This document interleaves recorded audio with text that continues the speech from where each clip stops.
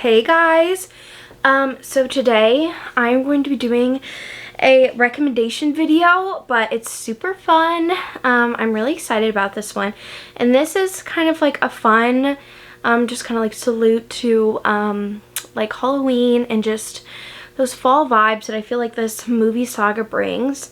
And so I'm going to be doing book recommendations based on the Hogwarts houses, which I think is so much fun.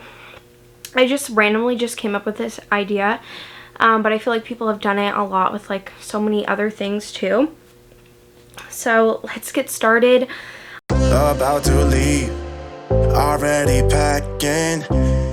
I am so excited. So we're first gonna start off with Hufflepuff, and so I'm actually a Ravenclaw. Well, maybe we should start off with Ravenclaw. We'll start off with Ravenclaw. So Ravenclaw values intelligence, learning, wisdom, and wit, which I'm like, okay, I'm intelligent. But anyways, I feel like people would think, I don't know, would you think I'm like a Hufflepuff? I feel like people think I might be a Hufflepuff, but I'm really a Ravenclaw, so I don't know. But I feel like when you're young, everybody wants to be a Gryffindor, but then when you get older and you're like kind of and you get sorted in like the official Harry Potter house, you kind of are just like, ooh, I'm excited to be in this house and whatever. But so Ravenclaw, these are all romances, by the way, and I kind of went with Ravenclaw as kind of like really like smart people and just people that I find, like characters that I find very smart in the story, kind of have very like cool twists and turns that only like witty and really like thinkers would choose like those actions.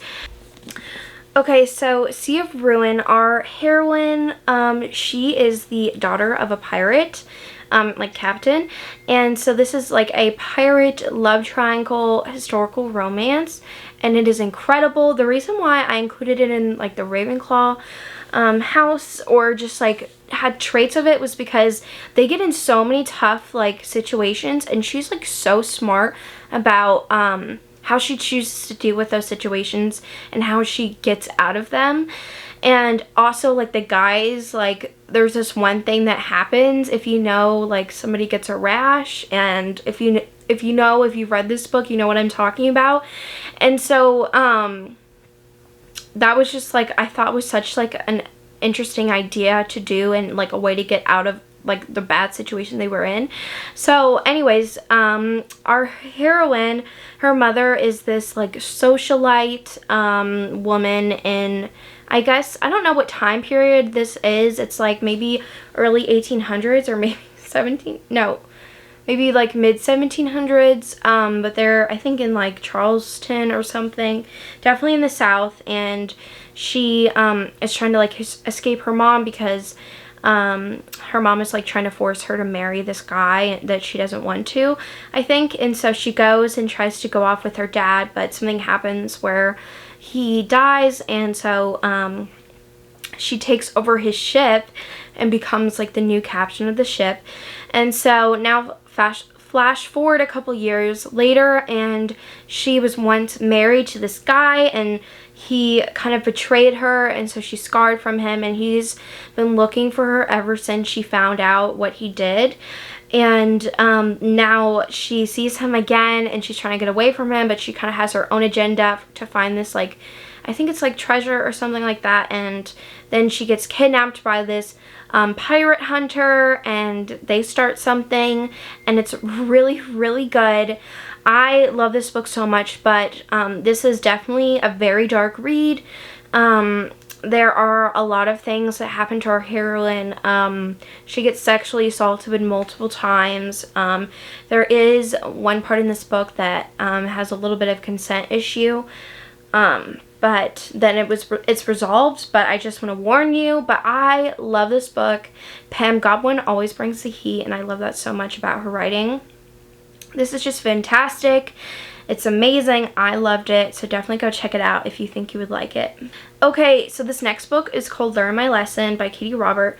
This is the second book in her Wicked Villain series. And so I don't really think you need to read these in order. I mean, you'll see like couples from other books, but I don't know. I don't think it would be detrimental if you read these out of order. But this is a polyamorous relationship between Meg, Hercules, and Hades. And this is so good. It's a short, quick read. And basically, Meg she tricks Hercules into thinking she's like trapped in this relationship with Hades, but she's actually not.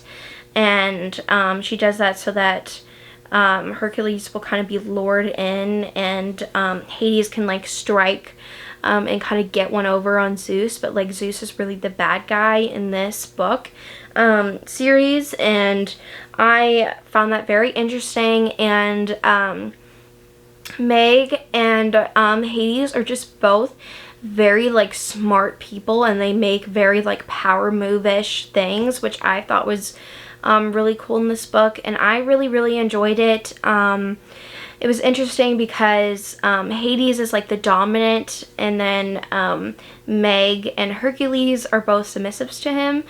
And then sometimes Meg will be like a dominant to Hercules, and I thought it was really good. There was a lot of action towards the end that I really enjoyed, and the series is so much fun, and it's very kinky, and like Hades actually owns like a sex club, like a BDSM club, and it's like modern day, and I really enjoyed this. There were a couple of twists and turns in this one that I really liked, so definitely go check this out. Okay, so the next book is Verity by Colleen Hoover. I feel like a lot of you would say this would be more put in Slytherin because of kind of like the subject matter and what goes on in this book, but I wanted to put it in Ravenclaw because I felt like Verity would definitely be a Slytherin, but also I feel like she could definitely be a Ravenclaw because she's just like so smart and manipulative, and also like the main character, she's a little manipulative too. So this, I don't know if you would consider a romance. I think there's definitely a romance that happens, but that's not like the total of the story. So our main character, she is a writer, and she gets this big book deal to finish co-writing this like famous fantasy series from this woman named Verity. And she has something going on with her health that has made her unable to continue on with the series. And so our main character and Verity's husband go back to their house where Verity is, so that she can work on the series and finish writing it. And she's kind of gathering like notes and stuff about the characters and what the plot was going to be for the next books. And she discovers something. She discovers this like diary or like manuscript of Verity, and it details her life, Verity's life, and kind of opens like an eye into what Verity's life was. And there's some really disgusting and disturbing things that Verity puts in this manuscript, and things that she's thought, said, or done. And it's like insane what happens in this book. It's so crazy. There's so many twists and turns. You don't know who to believe at the end. But our main character has to deal with the things that she found in the manuscript, and then she also is like slowly like falling in love with Verity's husband, and he has a really traumatic past because of both of his daughters dying, and that really was very traumatic for him, and he has been taking care of Verity ever since. And so it's really interesting, and I found this book fascinating, and kind of how all the characters in this book were very manipulative towards each other. And I thought this was very interesting and smart, some of the things that played out. And I highly recommend this one. Okay, so the next couple of books is going to be from the Hufflepuff house. So the Hufflepuffs are considered very hard workers. They're very patient.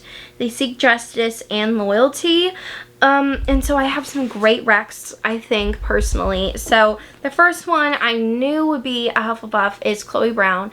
And the reason why I thought this is because she works so hard with her chronic illness, and she is just such a hard worker, and she really sees the good in people, and she's just such a good person, down to earth, and she's so loyal to her family and her friends, and I really enjoy that, and the hero also. And so Get a Life Chloe Brown is about this woman who she has a chronic illness, and she like starts off a romance with her, I guess, like landlord, but something happens where she almost like has a near-death experience, and she kind of realizes that she wants to get like her life together, and she wants to do all of these things before she quote-unquote like dies, which sounds very morbid, but she kind of enlists the landlord guy to help her with these things, and she's kind of helping him in return.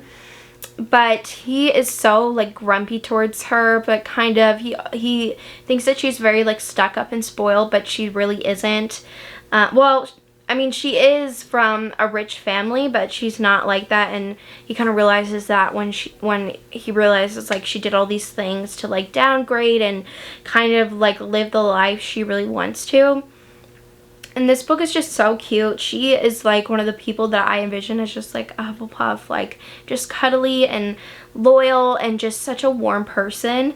So I definitely recommend this one. It is a great, cute, fun romance, and I absolutely love this book. So our next book is called The Kiss Quotient. Kiss Quotient, our heroine, she has wanted to kind of get back in like the dating life, and she's very uncomfortable with like dating and just like men in general, and so she kind of enlists this oh god, I can't remember the word. It's like somebody who goes on dates with you but you pay them to.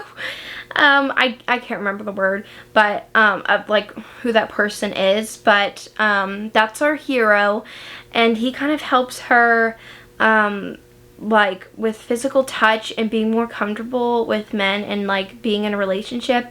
They slowly fall in love, and she has I think she has Asperger's, and so she kind of, some of the things that we see in this book are her going through like side effects of her Asperger's. Like they're at like a club, and she really doesn't like loud noises and blaring lights, and he's very understanding of her and her Asperger's and what she needs to do to feel more comfortable. And I thought this was just such a cute read. I really enjoyed it, and I think both characters are just super patient and loyal to their family, especially our hero, because he's in a big family, and he just like loves on all of his cousins and siblings, which I loved in seeing that family aspect. So definitely go check this book out if you haven't. The second book is my favorite, The Bride Test, but I love Helen Huang.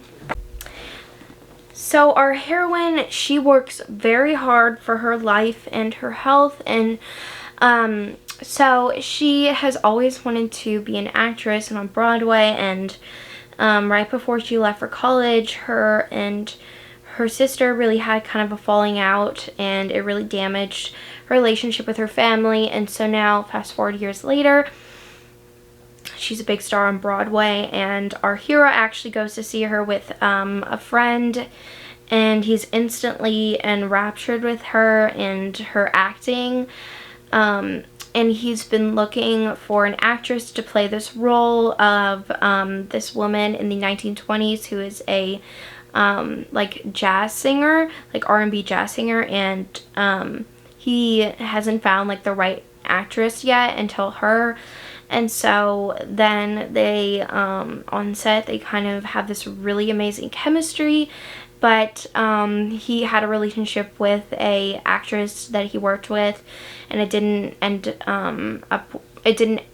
well in the end, and so he's kind of just trying not to be with her, but he wants to. And The movie's like sideline story is really interesting also, because the movie is kind of like a forbidden romance also, which I really enjoyed. And the reason why I put this in Hufflepuff because both characters are just so warm, and they kind of really just warm up to each other and are both very loyal to their friends and their family, and I really love that, and they're very protective of who they love, and I feel like that's a big trait of Hufflepuff, and I just love this book so much, so definitely go check it out if you haven't. Okay, so now we're kind of getting into some of the houses that I find very interesting, and so we're going to first do Gryffindor. And so the first book that I put in this was The Bridge Kingdom by Daniel L. Jensen, and so this is a fantasy romance, and our heroine is basically becoming the bride of this like king, and she's actually, the only reason why she's doing it is because she is supposed to kill him. And I really love this book. I think it's very, very interesting. So hold on one second.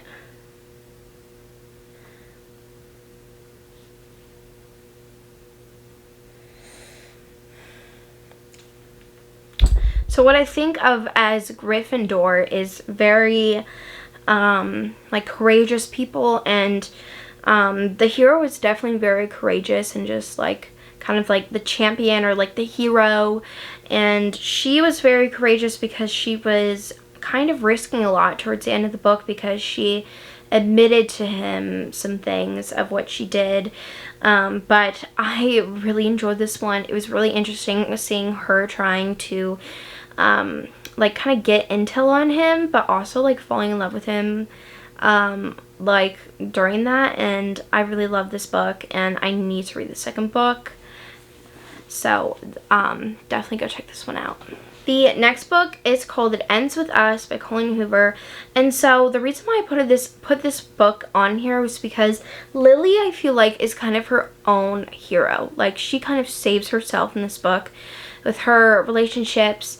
And so all I'm going to say about It Ends With Us is it is a story, it is a love triangle, and it's a story about abuse. So that's all I'm going to say. But this is such an incredible read. I love both Atlas and Lily, and I feel like both are very Gryffindor characters. They both have those traits of being very heroic and just wanting to do what's best for everyone in the situation. So I love this book, so definitely go check it out. Okay, so the next book that I would consider the characters in the story is very Gryffindor is Welcome to the Dark Side by Gianna Darling.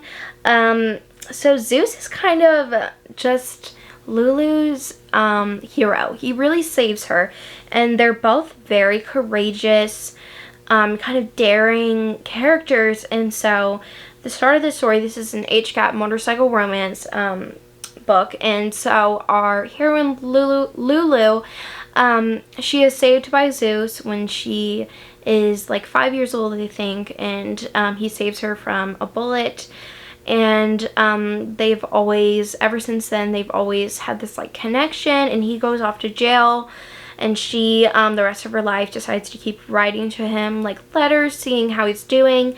And then when he gets out of jail and she's older, she wants to meet him again. And he doesn't really want that because he thinks that she's like infatuated with him, and that she just kind of has this like teenage love for him. And so when they kind of cross paths on his side of town, he really doesn't want to lean into her want for him, but he wants her too. And it's just so good. And Lou also has cancer, and so she's dealing with that, and her family is terrible. And they don't really help her cope with her cancer and kind of what she's going through. They're very focused on their wealth and their like standards in society. But this book is just so freaking good. I love it so much. This whole series is incredible, so definitely go check this one out. Okay, so this is like my favorite house. I feel like this is kind of like the bad / morally gray characters. So the first book that I wanted to include is Tristans Venom by Penelope Douglas. This is her newest release, and this is a sapphic bully romance. And so the reason why I put this on here is because like Clay is very Slytherin. She's kind of just like a baddie, a bad girl. She's kind of like that Mean Girls vibe, like preppy, rich girl. And Olivia is kind of also like a bad girl on like the wrong side of the tracks, kind of has that stereotype. And so they absolutely hate each other because Olivia's come out as she has come out as gay, and Clay has not, and she is kind of dealing with her feelings because she really likes and is attracted to Olivia, but she doesn't want to admit it. So it's really interesting and really good. I love this book. It's definitely very thick and gorgeous, but I really love this one, and I think it's a great read. I feel like people don't really mention this one as much as her other books, but I really love it. Okay, so this next book is When Here's Fall. Y'all know this is one of my favorites by Gianna Darling. And so the reason why I put this in here is because Elena is very like, she just kind of hates everyone and holds grudges, but she's kind of learning to let her grudges go. And so she is going to be the lawyer for Dante, our hero, and he is being framed for a murder he didn't commit of a famous like mafioso in New York, and he's also like a mafioso. And so basically she is on his lawyer team, and she has to like stay with him in his house, and she really has hated the mafia especially the Italian mafia, ever since she was young, because she kind of had to deal with them on a first basis. So Elena's character is just very prickly and so good. So she is his lawyer, and she has to stay in his house because he's under house arrest. And they start off this great slow burn like romance, and it's so good. And she has a really tumultuous past. She's dealt with emotional abuse, sexual abuse, and just been really hurt from past relationships in her past. So she just kind of is not really looking for a relationship. And when she starts one with Dante, it's just so good, and they both warm up to each other, and she just definitely has that prickly, like kind of like grumpy, like I guess sense of like a Slytherin, I feel like. I don't know, but I would definitely categorize this like book as under the Slytherin house, but that's not a bad thing. I feel like some people think like Slytherins are bad, but I honestly love them. I think they're really fun characters and people, so definitely go check this out. This is a great mafia romance, and it's a duet, so this one does leave off on kind of a cliffhanger. And then the last book, of course I had to add this one, A Court of Thorns. No, oh my god. Of course I had to add this one, A Court of Silver Flames by Sarah J. Maas. Nesta is like the ultimate like Slytherin baddie. Like, she is such a Slytherin. And I feel like Cassian would be definitely like a Gryffindor. So Nesta, she is the sister to Farah, and she in this book is dealing with a lot of stuff from what happened with the cauldron, and just a lot of action happens in this book. A lot of action happens in this book, and I just love this book so much. So thank you so much for watching today's video. I hope you really enjoyed it. I had so much fun making it, and I will see you guys later. Bye.